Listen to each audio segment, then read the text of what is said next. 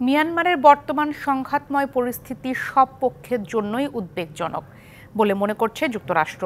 তবে যা কিছুই ঘটুক, সংকটে রোহিঙ্গাদের আশ্রয় দেয়ায় বাংলাদেশকে সহায়তা দিতে প্রতিশ্রুতিবদ্ধ ওয়াশিংটন।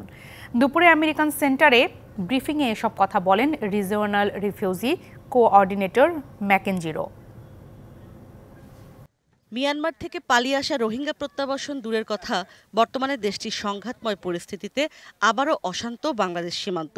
মার্কিন যুক্তরাষ্ট্র এ পর্যন্ত 22,230 কোটি টাকা সহায়তা দিয়েছে রোহিঙ্গাদের।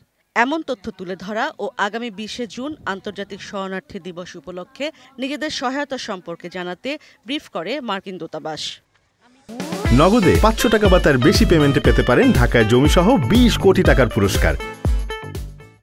প্রশ্নের উত্তরে ম্যাকেঞ্জি রো জানান, আঞ্চলিকভাবে 12 থেকে 15,000 রোহিঙ্গাকে যুক্তরাষ্ট্রে পুনর্বাসন করা হয়েছে।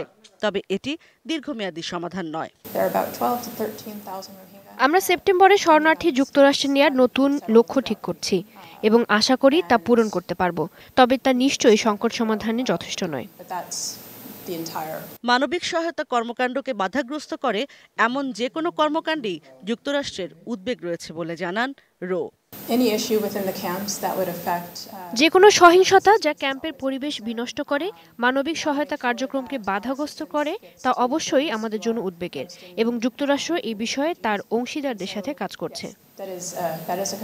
তবে যে কোনো অবস্থায় বাংলাদেশ একা নয়, সে কথা জানিয়ে তিনি বলেন, সহায়তা দিতে প্রস্তুত যুক্তরাষ্ট্র।